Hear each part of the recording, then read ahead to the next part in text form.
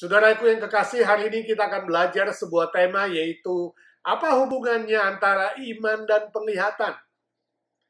Izinkan saya tanya saudara, bila teman saudara berkata, di dalam dompetku ada uang cash $1.000, apakah saudara percaya?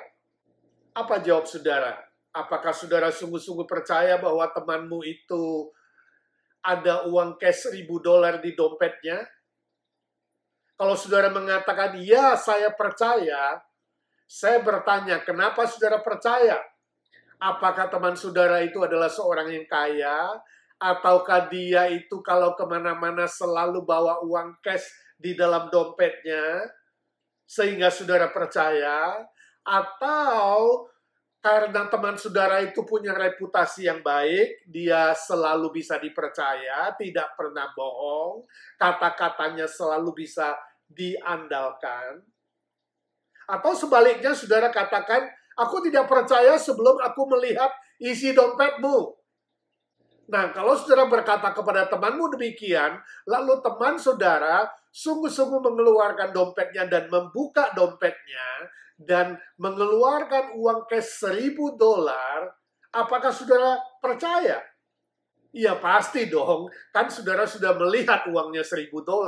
Tapi kalau saudara sudah melihat uangnya yang $1.000 itu, apakah percayanya saudara itu masih ada gunanya? Masih ada manfaatnya? Masih ada artinya? Kalau sudah melihat uangnya, tentu saja percaya itu sudah tidak dibutuhkan lagi, bukan? Demikian pula pertanyaannya juga menjadi kadaluarsa. Atau tidak ada manfaatnya dan tidak ada gunanya sama sekali. Untuk apa bertanya? Apakah saudara percaya? Padahal sudah melihat uangnya. Saudaraku, menurut saudara, apakah iman dan penglihatan itu ada hubungannya?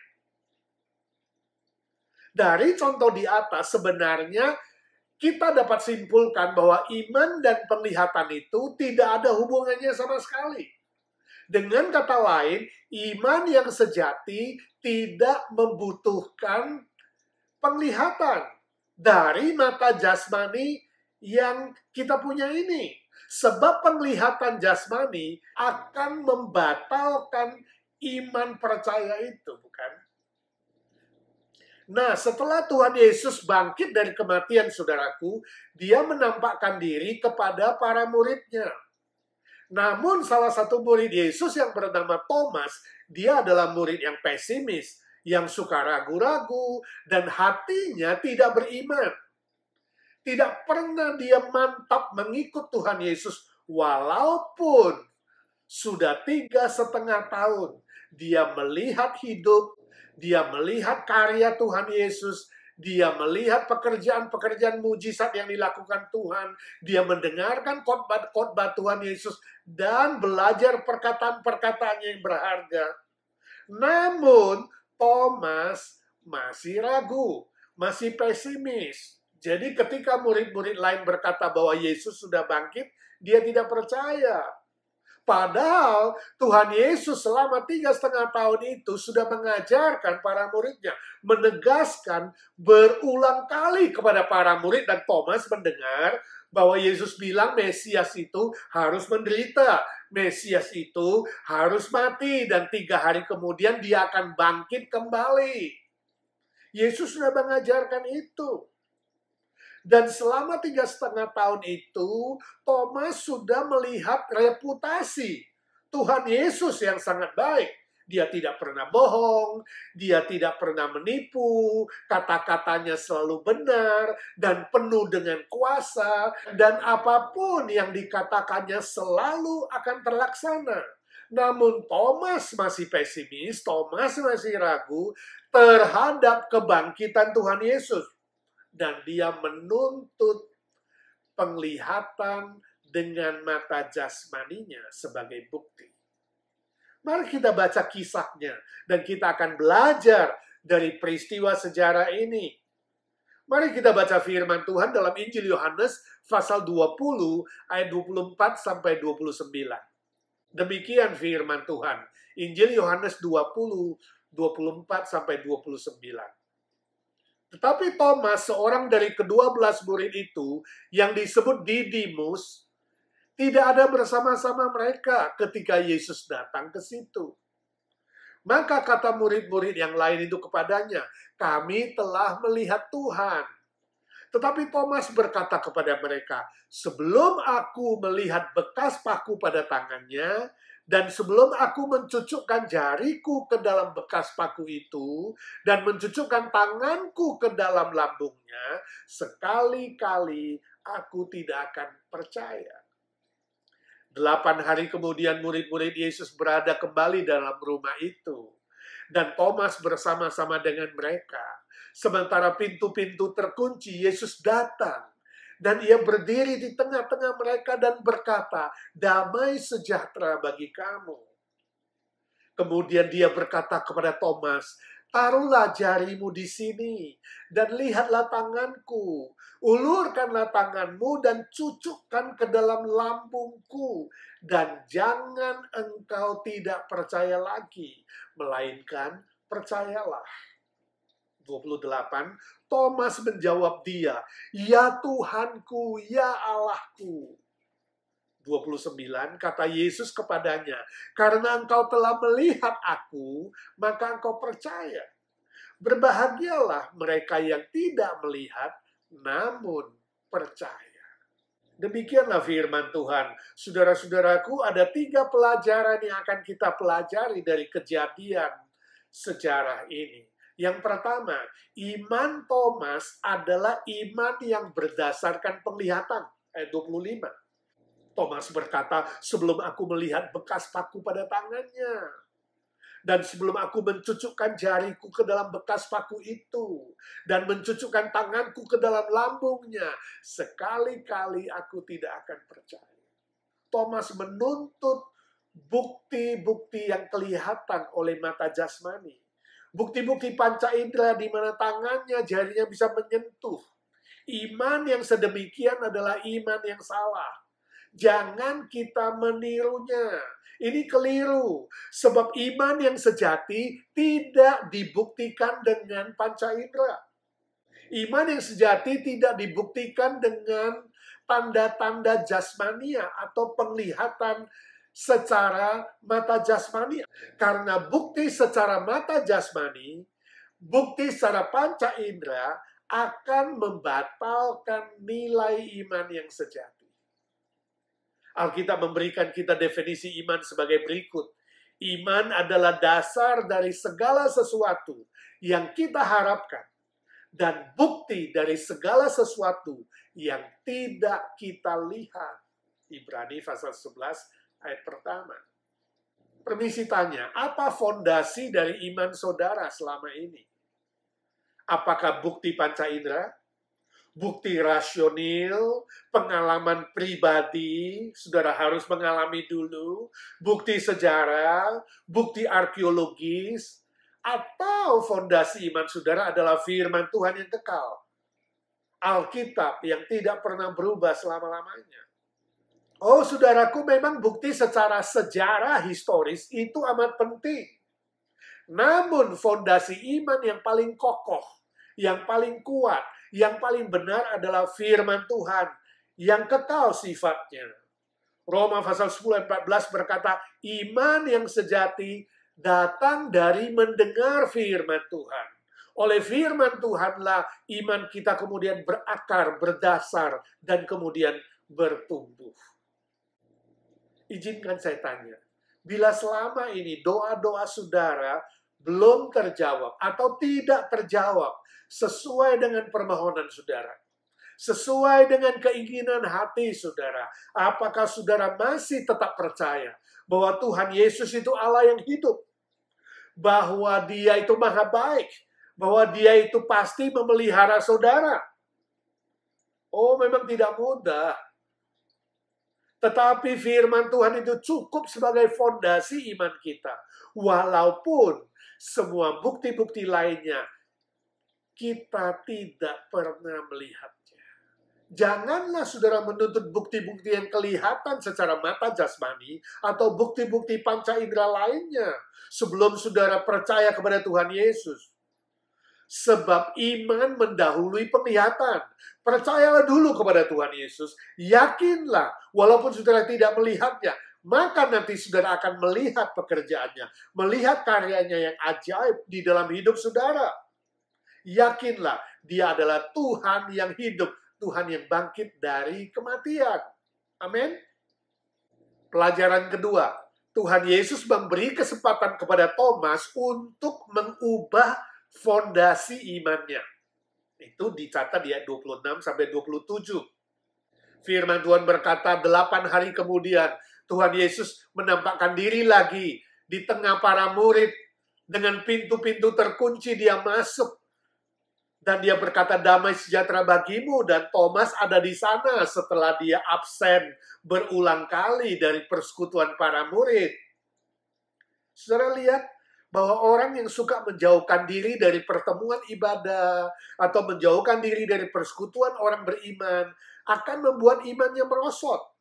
Dan hidupnya akan semakin pesimis dan ragu. Dan bahkan kemungkinan bisa kehilangan iman sama sekali. Itulah yang terjadi pada Thomas. Dia suka absen, dia pesimis, dia mengurung diri, dia bermalasan untuk bersekutu dengan murid-murid lain. Sebab itu firman Tuhan mengingatkan kita, saudara, janganlah engkau menjauhkan diri dari pertemuan-pertemuan ibadah, dari persekutuan-persekutuan orang beriman menjelang akhir zaman ini, seperti yang dilakukan oleh sebagian orang lain. Tapi semakin giatlah engkau melakukannya. Semua ini untuk meneguhkan iman kita, membangun iman kita semakin berakar, semakin bertumbuh dan berbuah. Baca lagi di Ibrani pasal 10 ayat 25. Nah, saudaraku, Yesus memberi kesempatan kepada Thomas untuk mencucukkan jarinya ke bekas paku di tangan Yesus dan bekas luka di lambungnya. Yesus menawarkan itu. Tapi dari jawaban Thomas di ayat 28, kita diyakinkan bahwa Thomas tidak berani mencucukkan jarinya ke bekas paku di tangan Yesus. Dan tidak berani mencucukkan jarinya di bekas luka di lambung Yesus. Saya yakin kalau kita sebagai Thomas pun, kita tidak berani melakukan itu, bukan? Ketika melihat tiba-tiba Yesus muncul dan menunjukkan tangannya dan bekas lambungnya dan berkata, damai sejahtera bagimu. Oh, saudaraku, kita yakin Thomas berubah saat itu. Keraguan-raguannya hilang. Fondasi imannya berubah. Dia langsung tersungkur di bawah kaki Tuhan. Menyembah Tuhan Yesus seraya berkata, ya Tuhanku, ya Allahku. Oh, saudaraku, ini adalah pengakuan iman yang paling benar dan paling sempurna tentang pribadi Tuhan Yesus Kristus sesuai dengan kebenaran firman Tuhan. Dengan kata lain, secara alkitabiah, doktrin tentang Yesus Kristus, kristologinya si Thomas dapat nilai 100 plus atau A plus. Namun secara praktek, imannya Thomas gagal. Sebab tadinya dia menuntut bukti penglihatan secara jasmani. Puji Tuhan, penampakan diri Tuhan Yesus memberikan kesempatan bagi Thomas untuk berubah. Berubah dalam fondasi imannya. Berubah dari pesimis menjadi optimis. Dari ragu-ragu menjadi iman yang mantap. Dan kemudian hari kita tahu hidup dan pelayanan Thomas juga berubah 180 derajat. Dia sungguh-sungguh percaya kepada Tuhan Yesus. Dia sungguh-sungguh mengasihi Tuhan Yesus. Dia sungguh-sungguh menjadi hamba Tuhan Yesus yang baik dan setia. Bahkan Thomas berani secara optimis menjadi misionari yang berangkat ke India yang jauh untuk mengabarkan Injil Kristus dan memenangkan banyak jiwa untuk kerajaan Allah. Puji nama Tuhan. Saudaraku, apakah saudara sungguh-sungguh mengaku bahwa Yesus Kristus adalah Tuhan saudara? Kalau iya, sudahkah saudara percaya kepada kebangkitan Tuhan Yesus yang sudah mengalahkan kuasa maut, kuasa dosa, dan kuasa iblis? Dan Dia adalah Tuhan segala Tuhan dalam alam semesta ini. Dan Tuhan segala Tuhan atas hidup saudara. Kalau ya, saudara sungguh menjadikan Yesus Kristus sebagai Tuhan saudara atau Tuan saudara, apakah saudara sungguh-sungguh menjadi hambanya yang melayani pekerjaan Tuhan dengan baik dan setia? Hamba Yesus Kristus yang tidak banyak bertanya ini dan itu, tidak banyak menuntut ini dan itu, hamba yang taat, yang baik, yang setia walaupun saudara tidak mengerti banyak hal di dunia ini. Tidak mengerti kehendak Tuhan dan pimpinan Tuhan yang kadangkala masih belum dibukakan. Saudara tetap melakukan tugas dengan baik dan setia melayaninya sebagai Tuhan. Matius 25, 21 dan 23 mengatakan bahwa kelak Tuhan Yesus akan datang seperti tuan yang pergi lama dan pulang kembali dan menuntut tanggung jawab dari hamba-hambanya. Kelak kita akan mempertanggungjawabkan hidup kita di hadapan Tuhan. Berbahagialah mereka yang disambut oleh tuannya dengan berkata, "Mari hambaku yang baik dan setia, masuklah dan nikmatilah kebahagiaan Tuhanmu." Apakah saudara rindu mendengarkan ucapan itu? Saya yakin ya. Dan marilah kita sungguh-sungguh mentuhankan Yesus Kristus dan menjadikan diri kita hambanya yang melayani dengan baik, dengan setia, dengan penuh tanggung jawab. Selain itu, apakah saudara juga sungguh-sungguh mengaku bahwa Yesus Kristus adalah Allah saudara? Kalau iya, apakah saudara menempatkan Yesus Kristus sebagai yang paling utama dalam hidup saudara? Atau saudara masih ada berhala-berhala yang menghalangi saudara untuk menyembah Tuhan dan memuji Tuhan Yesus dengan setia? Rasul Yohanes dalam 1 Yohanes pasal 5 ayat 21 berkata, "Jauhkanlah diri saudara dari segala jenis berhala." Oh, berhala itu banyak jenisnya rupanya. Bisa misalnya uang, bisa jadi berhala, harta kekayaan, pekerjaan, bisnis, nama yang terkenal, tersohor, jabatan, pangkat, hobi bisa jadi berhala, kenikmatan dunia, kemewahan duniawi, tokoh-tokoh idola tertentu, manusia tertentu, yang secara sadar atau tidak sadar telah menggantikan posisi Tuhan Yesus Kristus dalam hidup saudara. Firman Tuhan berkata, "Jauhkanlah dirimu dari semua berhala itu dan fokuslah, berpusatlah kepada Tuhan Yesus Kristus, satu-satunya Allah dari segala Allah, yang paling utama, yang patut menerima segala pujian, hormat, kemuliaan, dan penyembahan dari saudara." Amin. Pelajaran yang ketiga, Tuhan Yesus mengumumkan rahasia kebahagiaan yang sejati. Ayat 29. Kata Yesus kepada Thomas, "Karena engkau telah melihat aku, maka engkau percaya. Berbahagialah mereka yang tidak melihat, namun percaya."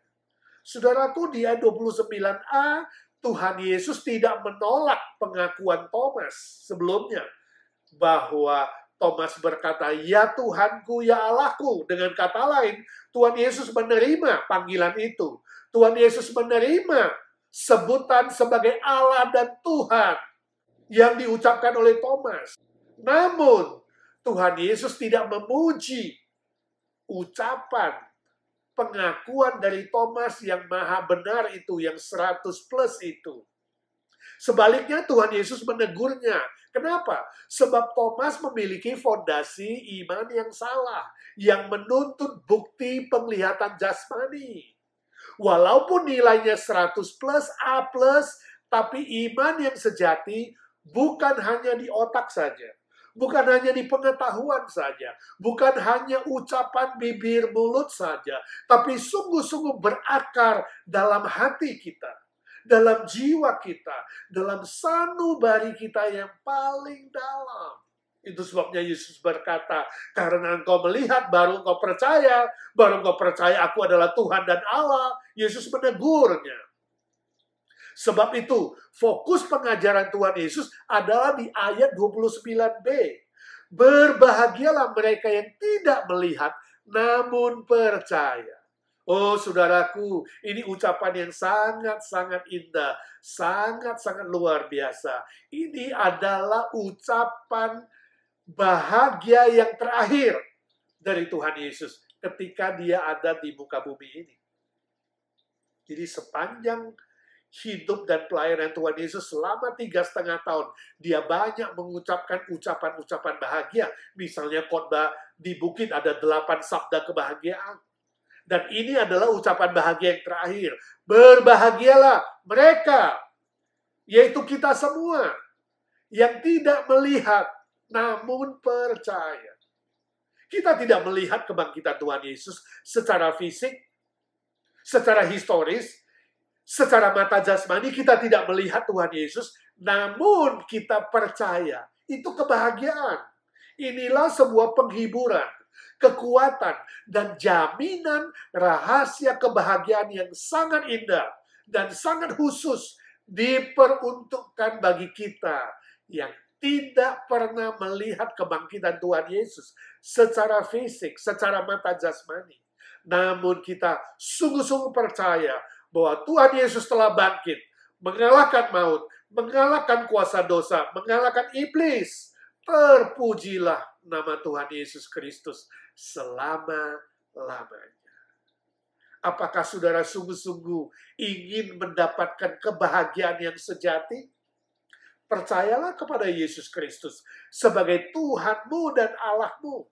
Dengan teguh, dengan setia, hingga nafas saudara yang penghabisan. Jangan menuntut bukti-bukti yang kelihatan secara jasmani. Bukti-bukti yang sementara dan bukti-bukti yang hanya ingin memuaskan rasa penasaran saudara. Jangan. Roma pasal 1 ayat 17 berkata, orang yang benar akan hidup oleh iman. Iman yang bagaimana? Iman yang walaupun tidak ada bukti-bukti yang kelihatan, walaupun doa-doa saudara belum dijawab, walaupun keinginan saudara belum tercapai, walaupun ada kesulitan, walaupun ada tantangan, walaupun ada penderitaan di dunia ini, walaupun seolah-olah Tuhan itu jauh, walaupun seolah-olah Tuhan itu tidak mendengar doa, walaupun walaupun tetaplah percaya tanpa ragu, tanpa pesimis, tanpa bersungut-sungut, tanpa menuntut ini dan itu, tanpa bertanya ini dan itu, tanpa marah kepada Tuhan atau menolak dirinya. Sebab Tuhan Yesus Kristus memang adalah Tuhan segala Tuhan yang maha berdaulat. Dia adalah Allah segala Allah yang maha kuasa. Tanpa bukti apa-apa pun, yakinlah kebahagiaan sejati sudah ada di tangannya dan siap diberikan kepada saudara sebab dia maha baik. Dan dia akan setia memelihara iman saudara. Dia akan memberkati perjalanan iman saudara dan akan menggenapkan semua janjinya kepada saudara tepat pada waktunya, sesuai dengan hikmatnya, sesuai dengan otoritasnya dan kedaulatannya. Bukan sesuai waktu kita, bukan sesuai keinginan kita, bukan sesuai maunya kita, bukan kita yang mengatur Tuhan, tetapi Dia adalah Tuhan dan Allah yang maha daulat, maha hikmat, maha kuasa, maha segala-galanya. Kembalikanlah segala pujian, hormat, dan penyembahan kepadanya, dan setia taat kepada firman-Nya. Maka saudara akan melihat karyanya yang ajaib dalam hidup saudara. Amin. Mari kita berdoa. Bapa kami yang di sorga, kami mengucap syukur dan terima kasih untuk firman-Mu. Tuhan Yesus, kami bersyukur dan berterima kasih sebab Engkau adalah Allah kami yang hidup, Tuhan kami yang hidup, yang telah mengalahkan maut, mengalahkan iblis, dan mengalahkan kuasa dosa. Tolong kami semua ya Tuhan, Walaupun kami tidak melihat kebangkitan Tuhan Yesus, kami yakin dan percaya 100%. Tanpa ragu, tanpa pesimis, tanpa takut, tanpa banyak tanya, tanpa sungut-sungut. Kami mau setia percaya kepadamu sampai akhir hidup kami. Kuatkan kami ketika kami lemah. Angkat kami ketika kami hampir terjatuh. Ingatkan kami ketika kami lupa. Tolong kami tidak mengulangi kasusnya Thomas, tapi kami sungguh-sungguh diubah menjadi Thomas yang baru, yang kuat, yang teguh, yang siap melayani Tuhan, yang berani melakukan pekerjaan Tuhan tanpa mengenal musim, bahkan siap membayar harga mahal untuk mengasihi Tuhan dan melayani Tuhan. Terima kasih Tuhan, Kau sudah dengar doa kami. Tolong kami tidak hanya menjadi pendengar-pendengar firman saja, tapi kami menjadi pelaku-pelaku firman Tuhan. Terima kasih Tuhan, Kau sudah mendengar doa kami.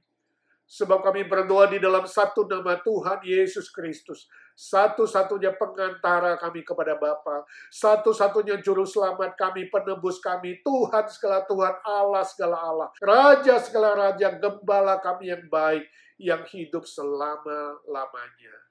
Amin. Amin.